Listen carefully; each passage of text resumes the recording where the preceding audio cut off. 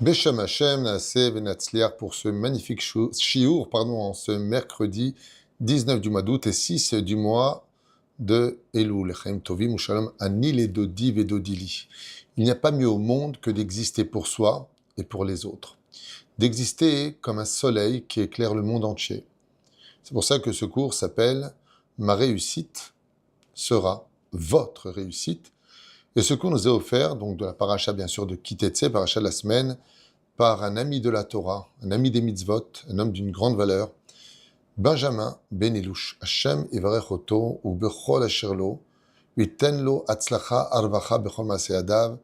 Ce shiur est dédié pour sa femme enceinte, que Dieu la bénisse, Dina Bat Lea. Une bonne grossesse, une bonne délivrance, si Dieu veut, avec un beau bébé, surtout en bonne santé. Une éducation sur le chemin de la Torah, Mitzvot ou Maasim Tovim. Amen. Et aussi, bien sûr, une bonne réussite, santé, mazal, bonheur pour son fils Raphaël Ben Dina, sa fille Ora Bat Dina. Que du bonheur, joie, réussite, bénédiction pour toute sa famille et sa descendance. Une pensée aussi pour tous nos Chachmei Torah. Heureux celui qui soutiendra la Torah. Be'ezrat Hashem, Ishmor al kol chayalenu. Bonne réfoua pour tous les malades d'Israël. Merci à tous les rabbanim qui diffusent la Torah, une vraie Torah bien sûr, référencée, de crainte du ciel, fidèle à celle de nos chachamim. On commence tout de suite avec ma réussite sera votre réussite. Et c'est pas minastam que je prends ce shiur, Bezrat Hashem, parce que elle reflète un des mahamars les plus importants de la paracha que nous avons, justement la paracha de la semaine, cette demande du Créateur du monde qui dit que quand tu auras un champ, je te demande, pardon, Ufkuftrechem et kitzir achtzechem le'ani la guerre l'ota azovotam. Torah nous dit, n'oublie pas, et les fruits qui tomberont à même le sol de tes récoltes, tu les laisses pour les pauvres. Ton champ que tu as semé, pour lequel tu es venu ramasser le blé, tu devras laisser la péa, c'est-à-dire une partie du champ pour les pauvres. Quand tu prends ta parnassa, tu prends ta paye. N'oublie pas de prélever le maaser, parce que dans ce que je t'ai donné, il y a le brut et le net. Le brut, c'est ce qui est pour toi. Pardon. Le net, c'est ce qui est pour toi, mais le brut doit servir pour les pauvres, pour ceux qui étudient la Torah. Vous voyez, un peu comme l'État, il y a le brut et il y a le net. Le brut, c'est pour eux, c'est pas ce qu'ils font avec, mais en tout cas, le net, c'est pour toi, en général. Dans la Torah, on te dit que le net, la différence qu'il y a entre les hommes et Dieu, c'est que quand le net est dans tes mains, il n'y a pas de taxe derrière. Mais le net qui est dans tes mains sur terre, il y a la taxe derrière. Tout ce que tu vas payer comme achat, tu vas payer la taxe. En fin de compte, tu auras beaucoup plus que payer du brut. C'est ça que ça veut dire. Mais Dieu te dit non, pas chez moi. Chez moi, si quand tu fais quelque chose, tu dis, contrairement à quelqu'un qui va travailler en disant ah, « J'espère que je vais faire un bon contrat aujourd'hui, je vais faire mes de bonnes choses. » Ok, c'est une façon de vivre. Sa femme, ses enfants. Mais juifs. Parce que même les non-juifs vivent la même chose et ils n'ont pas reçu pour autant la Torah au Sinaï. Un juif qui atteint un certain degré de compréhension de l'étude, il dit j'espère faire Baruch Hashem une très bonne journée. Comme ça, je pourrais soutenir encore plus d'hommes qui étudient la Torah, de familles dans le besoin, la veuve, l'orphelin, aider. Voilà pourquoi je veux travailler.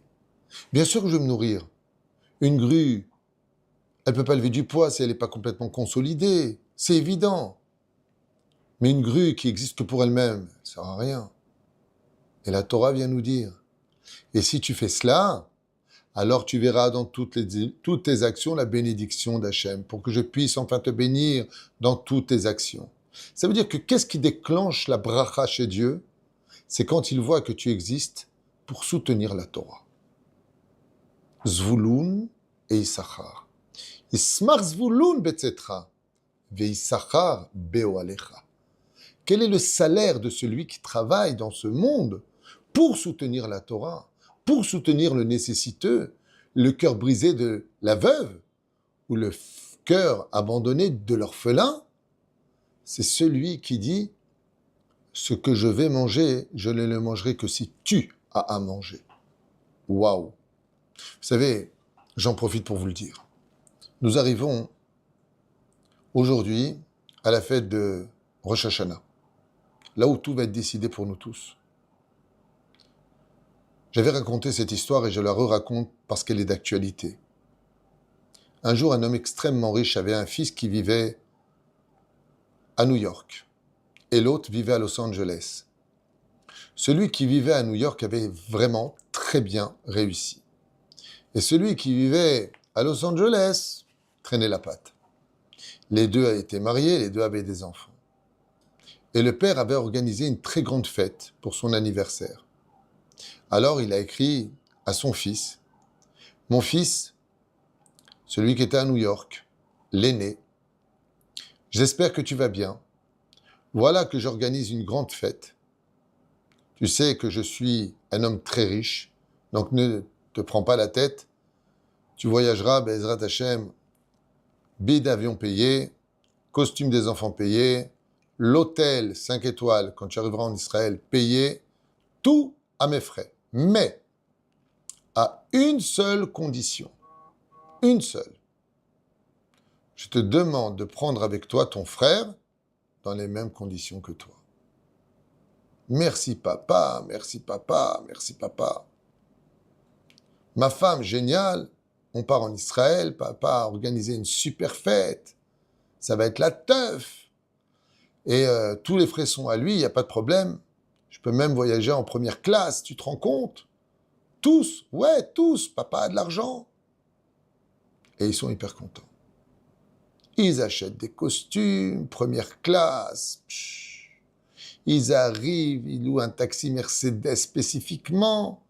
Ils arrivent à l'hôtel et la fête a lieu. Le fils, après la fête, va voir son père, veille de son départ, et lui dit « Papa, voilà, te rappelles ce que tu m'avais dit, donc voilà les factures, voilà. » Il y a pour 37 000 dollars de billets d'avion, première classe. Ça, c'est la facture des habits. Chut, voilà. Ça, c'est la facture de l'hôtel, la suite qu'on a pris Royal. Voilà. Comme tu m'as dit. Ne te gêne dans rien. Et le père regarde son fils, il lui dit « J'espère que tu auras assez d'argent pour payer tout ça, mon fils. » Il dit « Mais papa, tu peux pas me faire ça. T'es un homme de parole. Tu t'es toujours tant vanté, Baruch, Shamar, Ve'ayaolam, Baruchu, Baruch Omer, Ve'ose, Baruch Gozer, Mukayem. Tu t'es toujours vanté d'avoir une parole. Tu revenais jamais sur ta parole. Tu m'as dit au téléphone, c'est enregistré, tu enregistres toutes les conversations. » Il lui a dit justement, voyons ce que je t'ai dit. Et ils écoutent. Et là, ils réécoutent la voix du père qui lui dit, et n'oublie pas ton frère de Los Angeles, que tout ce que tu achèteras pour toi, tu l'achèteras pour lui. N'oublie pas de le prendre avec toi. Mais papa, je l'ai amené. Il lui a dit oui, mais lui, il n'a pas voyagé en première classe. Lui, tu l'as placé dans une petite auberge. Lui, tu lui as pas acheté des habits. T'as pas pris ton frère avec toi pour les mêmes statuts que toi. Ma condition était de tout payer si tu n'avais pas oublié ton frère. Et l'homme a dit tout payer. C'est pour ça que je vous invite aussi à penser à toutes ces familles qui n'arrêtent pas de taper à la porte. Ma femme m'a appelé ce matin en me disant qu'est-ce que je fais des familles. On en a beaucoup. D'autre côté, on a le bâtiment à construire, le centre communautaire, les avrichim le 10 du mois, les loyers d'ici, les 2 synagogues. Dieu est grand. Mais juste je fais ce rappel parce que il est dans le sujet de ma réussite. Be'ezrat Hashem sera votre réussite. Azbotiru makatvu chazal, avec l'aide d'Hachem pour ce magnifique shiur en l'honneur de notre ami Benjamin, pour la, si Dieu veut, une belle naissance, pour cet enfant qui arrive. Mioda Be'ezrat Hashem Gamilalia, bien réussite. Chazal nous dit, tu n'achèveras pas ton champ, tu le laisseras aux pauvres. Ne prends pas tout. Lorsque tu feras récolte de ta terre, tu le laisseras aussi aux pauvres, à l'étranger. Celui qui se convertit au judaïsme, qui est souvent refoulé de la société, refoulé par sa famille biologique, et pas forcément bien accueilli dans le peuple qui lui a ouvert les bras. On doit faire une grande teshuva avec les convertis. Ceci étant, dans la paracha de Ki-Tetzei, la Torah revient sur cette obligation concernant les gerbes oubliées. Lo tashuv les cartos. La guerre la etom et l'almana y est. Tu ne retourneras pas les prendre. Elles seront pour le converti pour l'orphelin et la veuve. Akadosh Baruch Hu ne dit pas seulement donne aux pauvres, elle dit laisse une partie de ce que tu as aux pauvres. Parce que la Torah veut nous apprendre que ce que nous possédons n'est pas exclusivement à nous. Et il faut savoir que dans chaque revenu de chaque famille juive, quand Dieu envoie la parnassa, il a inclus dedans ce que tu devras donner aussi aux autres. Peu importe la quantité, la qualité. Un homme peut tout à fait dire à Dieu, regarde Hachem, j'ai même pas de quoi finir le mois. Je peux donner 20 shekels. 20 shekels, qu'est-ce que je fasse de 20 shekels? Mais dans le ciel, ces 20 shekels, ça vaut 2 millions. Parce que même de les donner pour lui, c'est dur. Et il dit à Hachem, maître du monde, c'est tout ce que je peux donner. Il fait la circoncision, alors il a une parnassa qui est pure. Tu circoncis, tu prends ce maaser, tu prends cette symbolique. Il y a marqué « afin que je te bénisse dans tout ce que tu entreprendras ». Vous savez quel salaire réserve pour ça? Akadosh Baruch Hu, il dit, tu vois ce qui te reste, tu ne peux pas faire le mois, tu finiras le mois. Maintenant, je peux te bénir. Pourquoi? Parce que tu as compris que le conduit par lequel je passe, c'est toi. Je peux enfin compter sur toi. Alors bien sûr, le Yetzer Hara, il arrive tout de suite. Ah, t'as donné, regarde, c'est dur en ce moment, les entrées sont importantes. Yetzer Hara, il est très fort. Parce que le mérite, c'est pas la bracha d'un rave, c'est pas la bracha de je sais pas quelle origine, d'un héritage. C'est la bracha du Créateur du monde lui-même, afin que l'Éternel, ton Dieu, te bénisse dans tout ce que tu entreprendras. Et donc, à partir du moment où j'ai fait cet acte de penser à l'autre, Akadosh Baruch Hu, il te dit, mesure pour mesure ne s'annule pas. Tu as pensé aux autres, je pense à toi. Tu n'as pas oublié les autres, je ne t'oublie pas. Ça ne veut pas dire que tu seras quitte des épreuves. Ça ne veut pas dire que tu deviendras riche, mais ça veut dire que tu t'en sortiras toujours, même face à l'épreuve. Tu as une parole de Dieu. Lorsqu'Hachem donne une récolte abondante à une personne, il a déjà réservé une partie pour lesquelles les autres auront leur part. La guerre, la yatom, la almana, y est. Parce que le test n'est pas seulement combien tu as, mais le test est qu'est-ce que tu as fait de ce qui dépassait réellement tes propres besoins d'aujourd'hui. Parce que si tu veux plus, tu n'auras jamais assez. On ne mange pas avec 2 fourchettes. Je vous avais raconté l'histoire extraordinaire, il y a bien longtemps de cela. Une histoire qui a été vécue par un membre de ma famille il y a presque 38 ans. Il joue au loto associé avec un pote du travail. Pendant 3 ans, ils n'ont jamais rien gagné. Peut-être 5 shekels, 10 shekels. Voilà. Et un jour, l'un des deux a répondu la phrase suivante. Écoute, ça fait 3 ans qu'on joue, l'argent jeté par la fenêtre, j'ai pas envie de jouer au loto avec toi. Joue tout seul. L'autre lui dit ok, et il rejoue les mêmes numéros. Seulement, cette fois,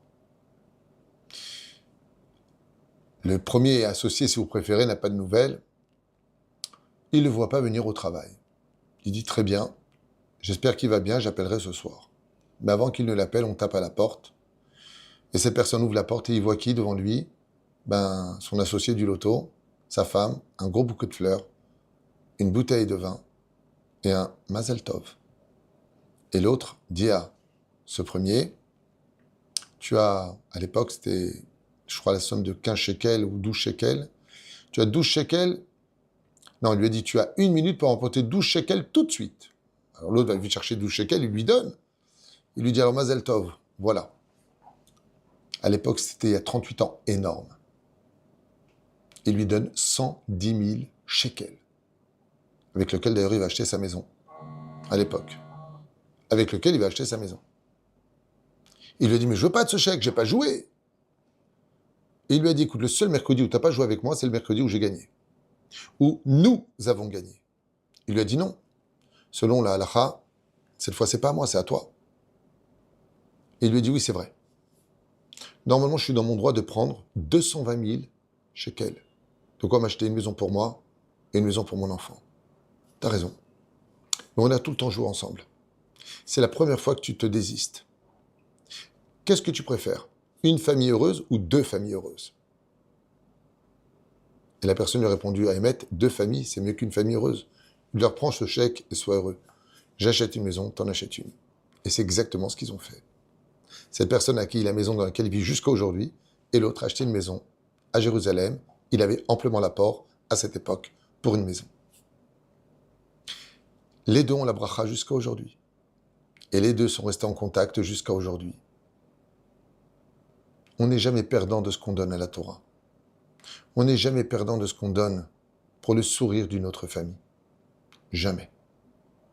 Bien au contraire. Il y a des gens qui font collection de timbres, papillons, d'armes, et les plus intelligents feront collection de sourires.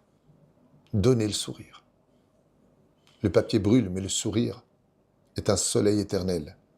Dans le monde d'en haut, il est considéré comme un mérite inébranlable. C'est pour ça qu'une personne peut avoir beaucoup d'argent, mais intérieurement, il est pauvre. Une autre personne peut avoir peu d'argent, mais possède un cœur immense. Et la vraie richesse, disent les Chachamim, c'est ton cœur. La reine Rambam, dans les lois de la Tzedaka, explique que le niveau le plus élevé est d'aider une personne à devenir autonome, de lui donner les moyens de ne plus dépendre des autres, de lui apporter les moyens de la dignité. Et pourquoi donc donner rend-il souvent une personne plus heureuse? Parce que l'homme qui ne pense qu'à moi, mes besoins, mon argent, ma réussite, enferme son esprit dans un cercle très étroit. Par contre, la générosité agrandit le cercle.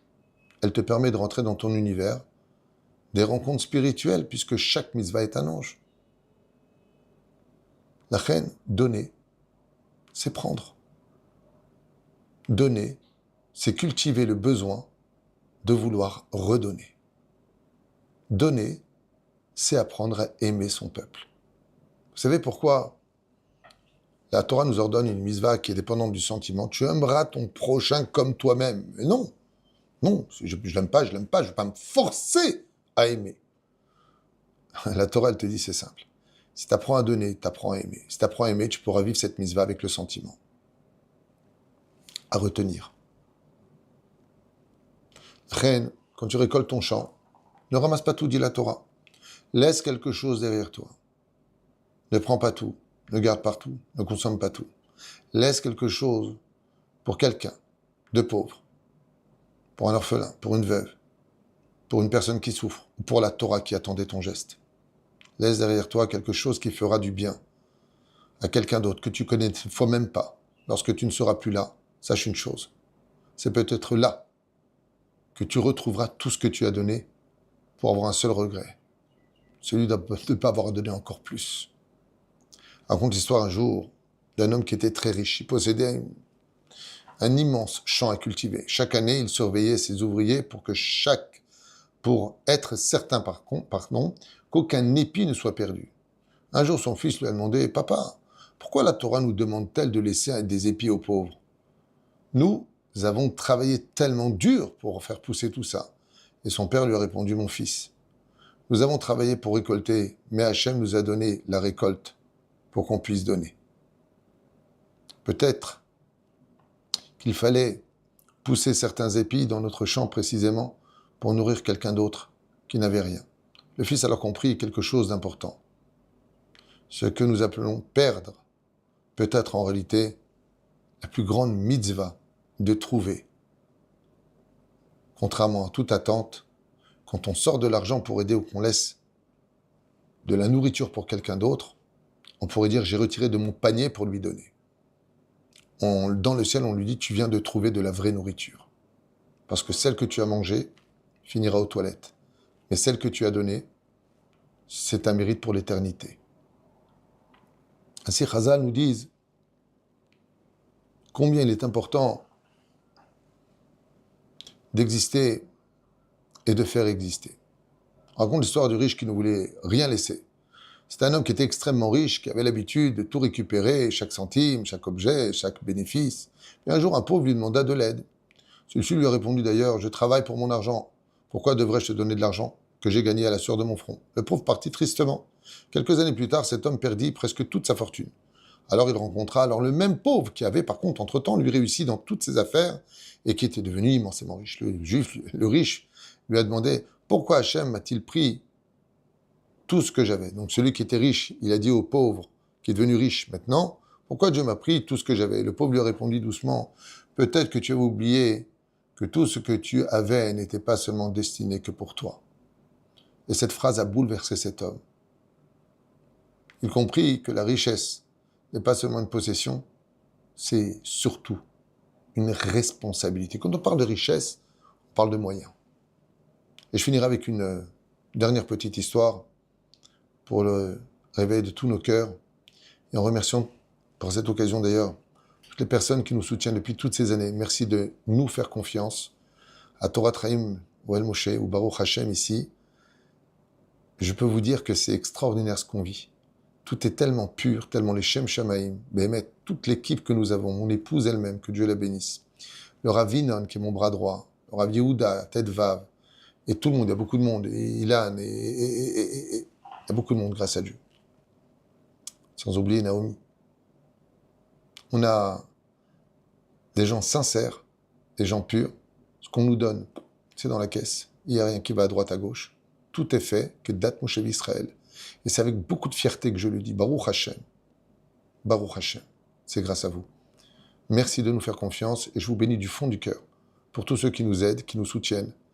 Ici où il y a de la Torah qui aime chaque juif, la Torah qui parle de toutes les Torotes, peu importe soit le rabbi, que Dieu nous protège, Bezrat Hashem par le mérite du rabbi de Lubavitch, un homme extraordinaire, duquel je suis fier de dire que je suis l'élève. Je ne suis pas Chabad, mais je suis fier de dire que c'est mon Rav, le Rav Kook qui est mon Rav, le Rav Ovadia qui est mon Rav, Baruch Hashem, le Rav Benu, rétro chez nous, Shtabbar chez Molad. C'est ça la vraie Torah. Allez, on finit une petite dernière histoire, Bezrat Hashem. C'est l'histoire de l'épi oublié. Je ne sais pas si vous connaissez cette histoire de la Chassidoute. C'est un homme qui est sorti dans son champ après une récolte et remarqua qu'une gerbe d'épis était oubliée. Alors il dit, quelle chance, je vais la récupérer. Puis il s'est rappelé à ce moment-là de la Torah. Ne reviens pas pour récupérer le blé que tu as oublié dans ton champ, comme le dit la paracha dans Kitetse. Alors il ne retourna pas la prendre. Il laissa donc cette gerbe de blé. Et voilà que le lendemain, une veuve passa devant les champs avec ses enfants. Et elle a perdu cette gerbe de blé. Et donc elle l'a pris. Elle leva les yeux vers le ciel et elle dit, « Maître du monde, tu ne m'as pas oublié. » Seulement l'homme, le propriétaire, qui était juste à côté, il a entendu ces paroles.